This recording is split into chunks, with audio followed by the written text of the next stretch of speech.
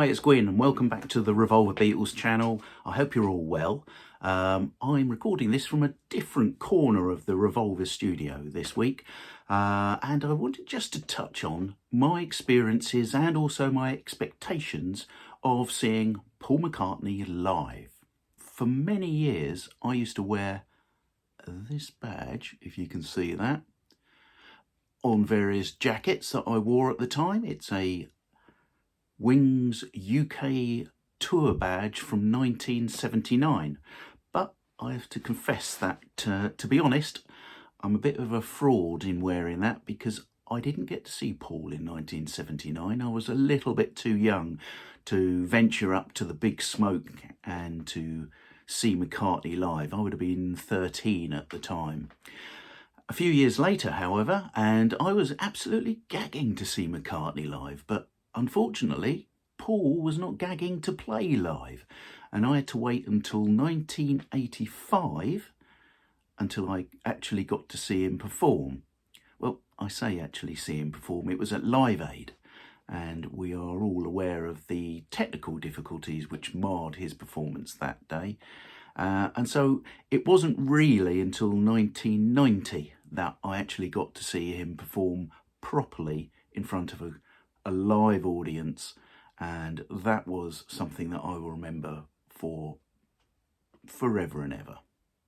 Also in that year I saw him perform at the Silver Cleft Awards at Nebworth, which was an amazing day.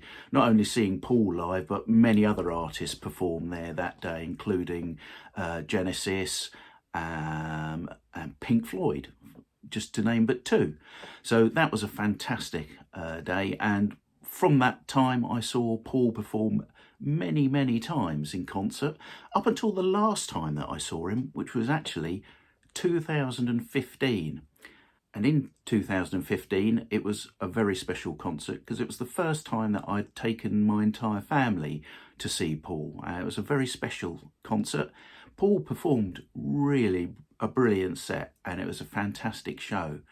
I thoroughly enjoyed the show, but one thing that I did take away from that day was how his vocal performance was not as it used to be, and that was quite noticeable.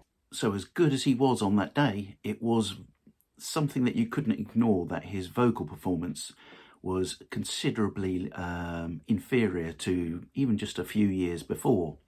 And while it was a very special day, it did kind of leave me thinking that, do you know, I'm not sure that I actually want to go and see Paul again, because I fear that, you know, the deterioration of his voice is going to affect the performance and affect my enjoyment of an evening out. So I really did sort of hold back, and in fact didn't even think about really going to see him when he next played in London in 2018. And then we obviously had COVID in 2021, what have you. My viewpoint changed, and my viewpoint changed having watched him perform on the TV, admittedly, but at Glastonbury in 2022. Now, I was knocked out by the performance that day, which I thought was absolutely stellar. A really good, solid performance, very carefully put together and probably very carefully edited and mixed as well. So what I was hearing through my sound system at home was really good. It was also noticeable that the band, noticeably Brian and Rusty, were doing a fair amount of heavy lifting in supporting vocals, but hey, that doesn't take away from what the performances were. Paul was performing live, he was doing a cracking job too. Another thing that I had to bear in mind was that Paul is 82 as we currently speak, and if you have family and friends who might have somebody of a similar vintage, can you possibly imagine what they would be like up on a stage for 3¼ hours of an evening? He does an amazing job. And Ringo too, who is out on the road more often than not. And we should be absolutely blessed by the performances that they continue to give up until this day. So this will be the first time since 2015 that I have seen Paul. It'll be back at the O2 in London. I'm really, really looking forward to it. I've also had a quick look at his other set lists, which he's been obviously touring around the rest of Europe until recently. And last night he played at the Co-op Arena in Manchester. Now, I've done a little bit of a comparison between his set list last night and the set list of the performance that I last saw when he performed at the O2 in 2015. And marking them off, I can reveal that he does 50% of the same songs that he did in 2015. Now, there's obviously 50% of the songs that are exactly the same as in 2015, and they include the old favourites that, to be honest, we would be very disappointed if he didn't perform. He does the closing medley from Abbey Road, he does Here Today for John, he does Something for George, he does Band on the Run, he does Maybe I'm Amazed. You know, he does a huge number of songs that we're very familiar with. He also does Valentine's Day and Blackbird. So, you know, a good number of songs which are fan favourites. But it does mean that there's 50% of the set list from last night, which is completely new from that he did in 2015, including, and I'm particularly looking forward to him performing Now and Then.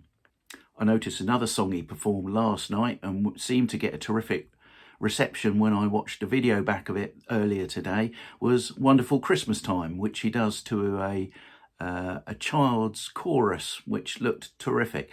And being as it's that time of year, I guess I'll be disappointed if he doesn't perform it again on Wednesday. So just looking at my listing of songs that he performed last night and that I'm particularly looking forward to, we've got Hard Day's Night, Junior's Farm and Letting Go. I've not seen him perform those at all.